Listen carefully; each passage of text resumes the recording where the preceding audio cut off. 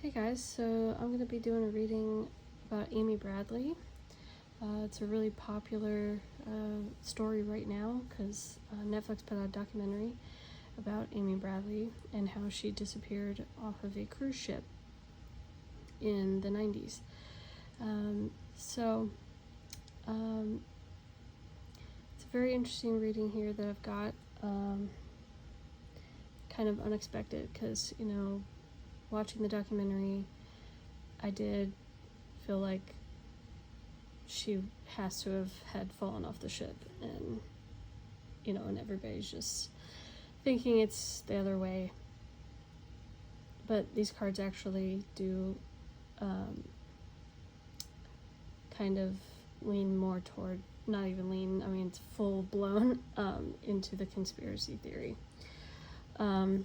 Okay, so I'll start off with this spread here is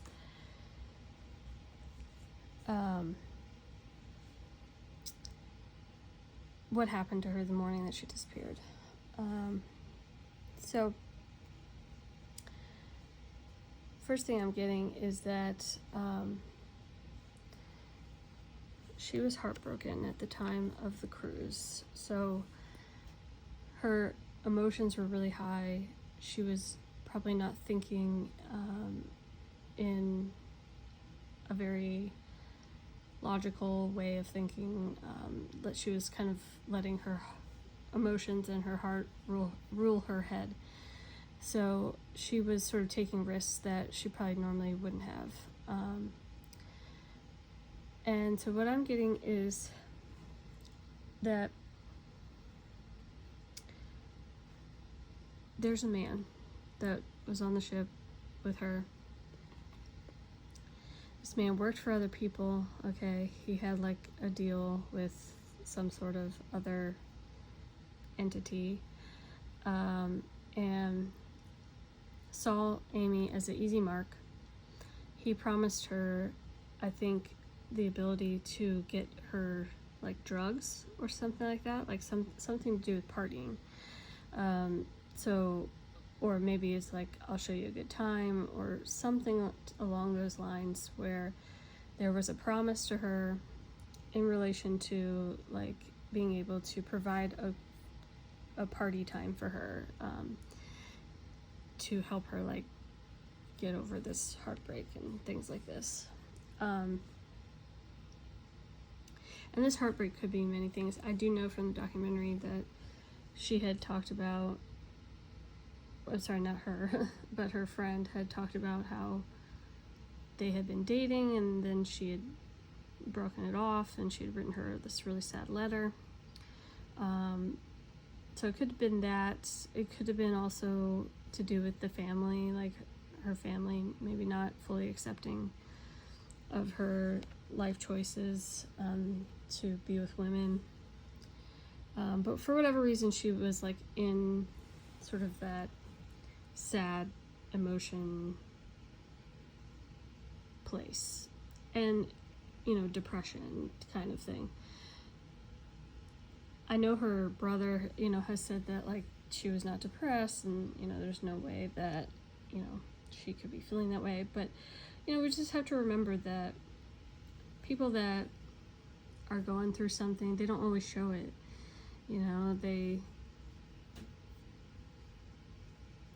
I've heard that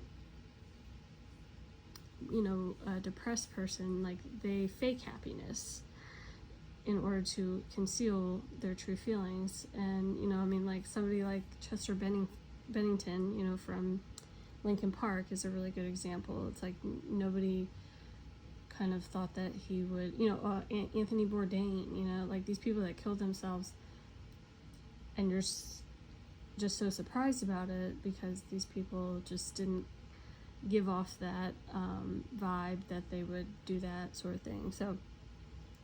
So I just think, now I don't think that she did kill herself, but I'm just saying that there was like a feeling of sadness that was making her do riskier things than she probably normally would have. Like, i.e. being interested in drugs or something like that, wanting to go buy drugs, from this stranger on the boat. Now what I am getting is that she was lured off the boat by somebody.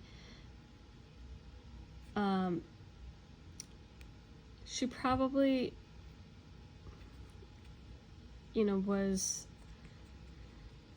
possibly escorted off the boat by like a worker, somebody that was like in the know about, this sort of situation. And just promise a lot of different things, like, oh, we've got tons of, things that you'd want, we've got pot and ecstasy and, list goes on and on. She was, acting foolish, the fool, and trusting somebody that she shouldn't have, and leaving the boat without telling anybody. That's also another, situation where she should have realized that she was in trouble. And I think it was a spontaneous decision to go with these people. And what I mean by that is that she probably went to meet Yellow or somebody else in those early, in that early hour, from like 5 a.m. to 6 a.m. or that it was even more like a half hour, because the dad said that he saw her legs at 5:30 and she was gone by 6.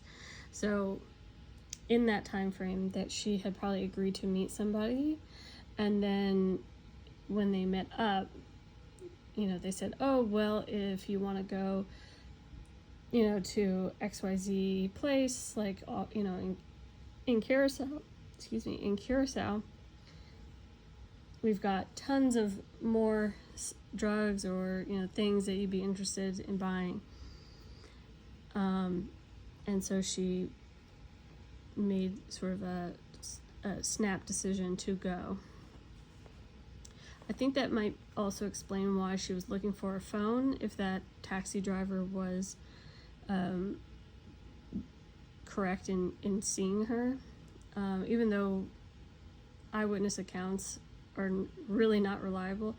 But if he really did see her, it kind of makes sense if she, got off the boat and then realized, like, I should probably call my parents and let them know that, I decided to go get more cigarettes or something, and I'll be back, by blah, blah, blah time, but like, for whatever reason, she never, I guess, made it to the phones. I mean, the taxi driver did say she walked in the opposite direction of the phones. So, it could stand to reason that when she went to go meet whoever this person was, in that time frame in 5:30 a.m., that maybe she took something in that time frame and then left the boat and then was disoriented by the drugs that she took.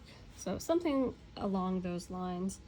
And then I think whenever she got to wherever she was going with these people, she met a different man there.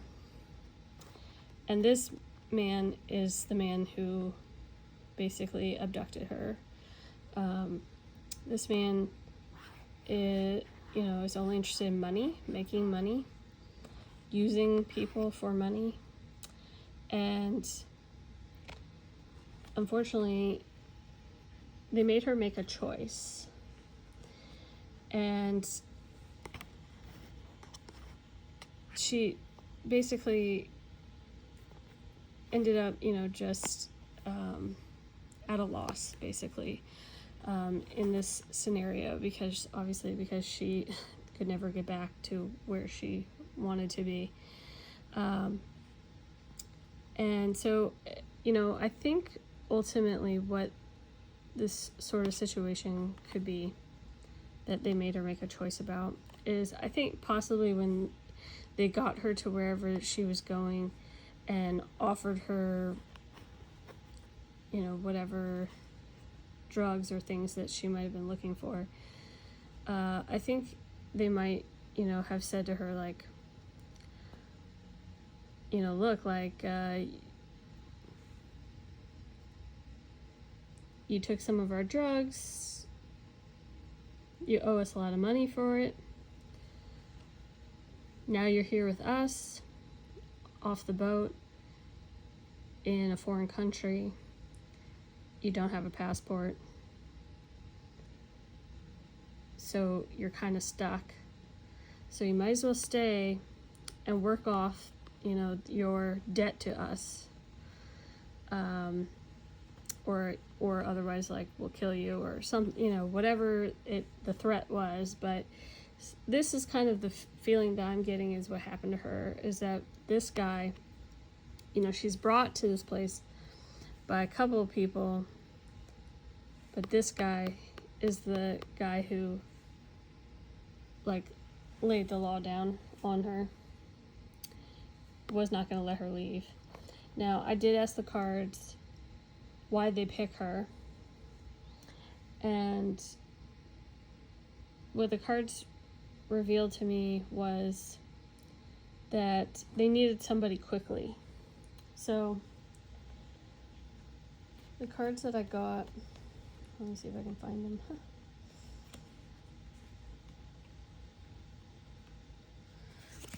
The cards I got for that question were these cards. So this shows me that another working woman that they had or whatever, I think passed away in some form or fashion in a sudden way, and they needed somebody quickly to come in and fill her slot.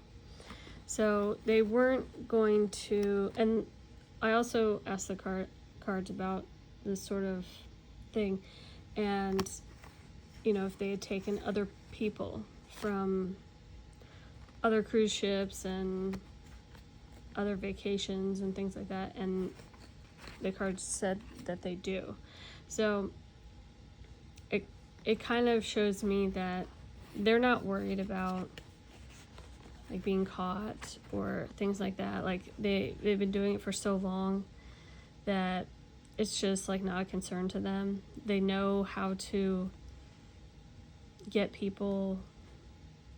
They know who's a good mark. You know, they know who's vulnerable, who's maybe not so smart.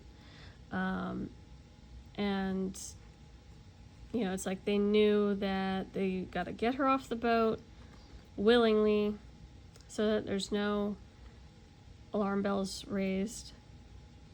And they got to get her off the boat without her passport on her. You know, things like that. It's like there's just things that they know how to do that are just make it easy for them. Now, I did ask the cards if she's in a cult now, and they did kind of indicate that she is a little bit like in a cult, but it's possibly not necessarily a like traditional type of cult that we think of. I think it's more of she's just in service to this man, and she's like definitely got Stockholm syndrome by now. She's just accepted that she's never gonna get free, and that she is in service to him and will do whatever he wishes. And so that's kind of a cult-like behavior.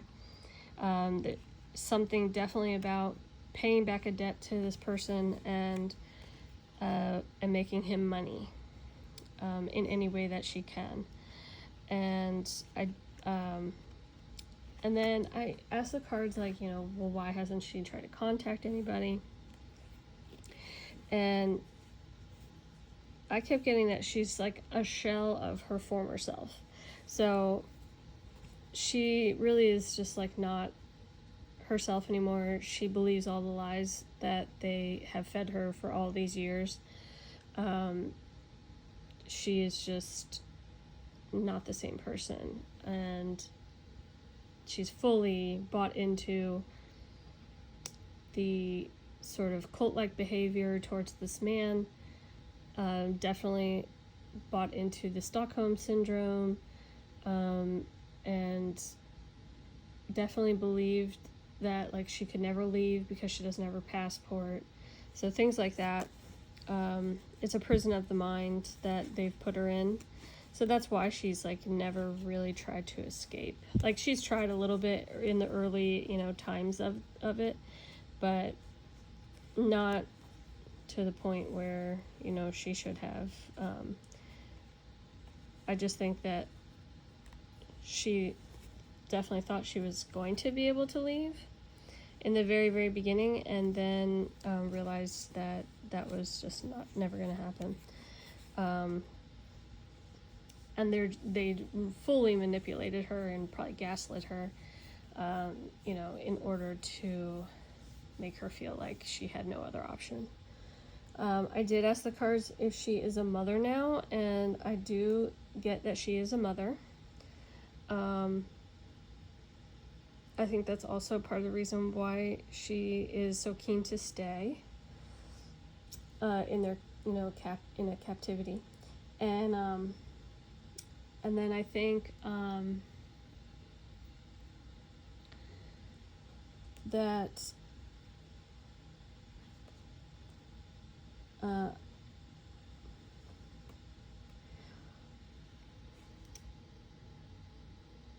now I'm forgetting what I was going to say. But she, oh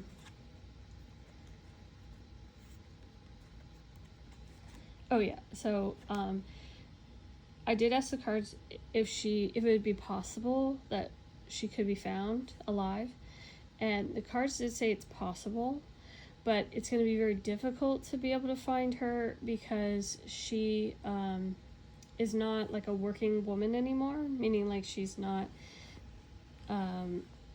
doing like prostitution anymore.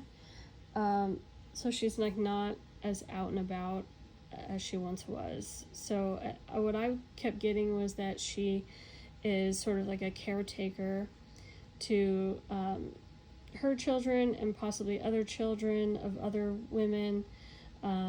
And so she's kind of taken more of a role like that, and kind of grooming other young girls into doing prostitution so that the money can keep rolling in.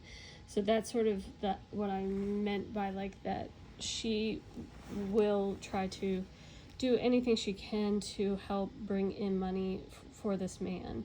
So it's like if it means now like she's not doing the prostitution herself, but she's helping to take care of and groom other young women so that they'll do the job, that is something that she will do.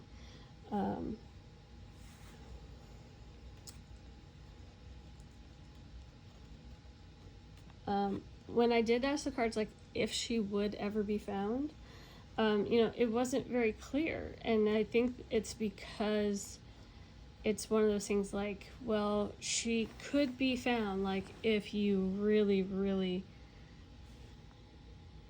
like went deep dive looking for her type of thing, like because she's not like out and about like she used to be. So I'm talking like you'd have to go door to door type of thing, like to try to find her. And I think it's like trying to find a needle in a haystack. So that's kind of what I'm getting. The only other thing is that like I did ask the cards like, does she want to leave at this point? And they kind of indicated to me that she is actually kind of content. She's kind of okay where she's at in this moment. And I know that's like horrible to say, but it's just once you've accepted your fate, and she's happy to be with children. So I think ultimately she's just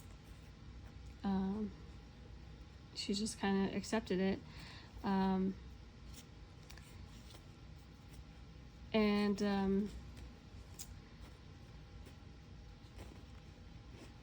then I did ask the cards if she was the one checking the website.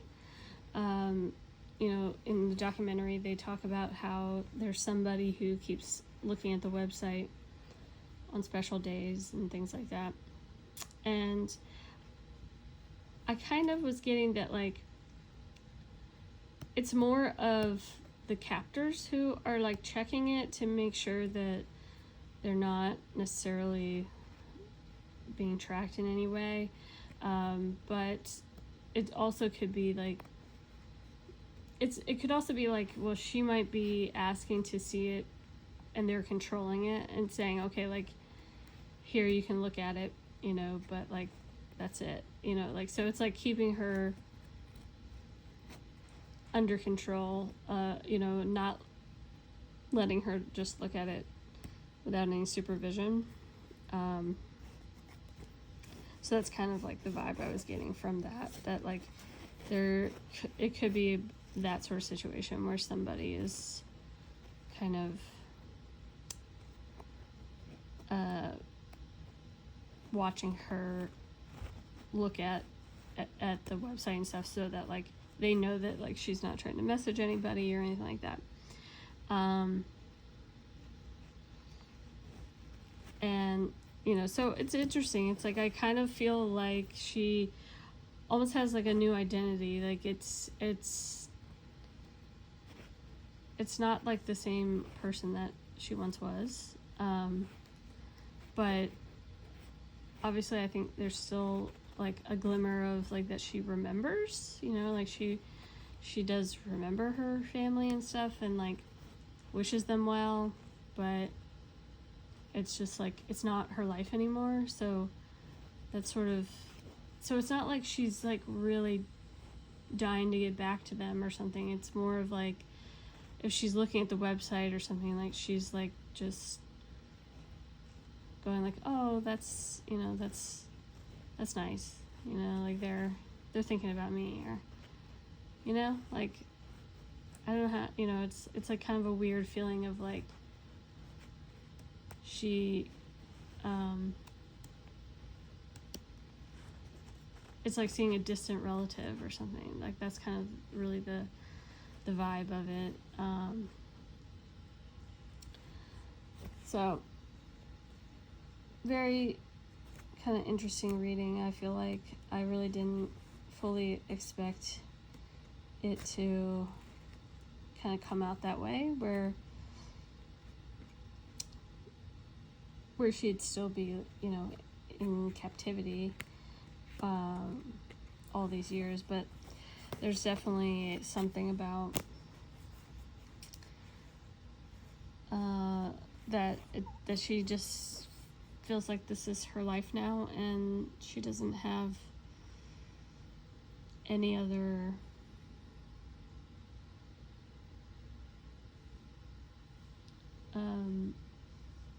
feelings about it anymore.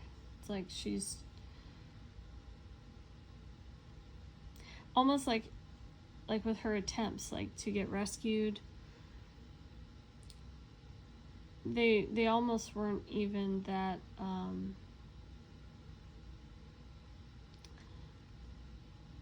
they were almost even weren't that, like, desperate. It's like she walked up to the guy at the beach, but, like, she could have made a scene, like, to get him to be like, oh my god, what's going on, but, like, she didn't. In the bathroom, she, like, whispered to that lady, like, her name and where she's from, but she wasn't, like, saying, oh my god, like, please help me, like, get my parents, or call the U.S. Embassy, or, whatever she, was needing in that moment. But she wasn't, like, doing that. Like, she was much more subtle with it. Also with the sailor, she told more to the sailor, but it almost seemed like she was nonchalant about it, like, being like, yeah, I just came to, like, buy drugs for me and my brother, and, like, and now I'm stuck here, I'm stuck here with these guys. It's like that kind of mentality of, like, she believes their lies to her. Like, she believes that, like, she can't leave without her passport, that she believes that she owes them money, like, she believes that, you know, whatever kind of lies they've told her about that guy that, you know, is keeping her captive. Like, there's a naiveness that kind of stuck with her, that she just never questioned, like, what she was being told, and didn't really try hard to get out of it, because she's literally thinking, like, I don't know, there's no real point in me trying to get out of this, because, like, I'm not going to be able to. Like, they have this control over me, so, like, there's just nothing anybody can do.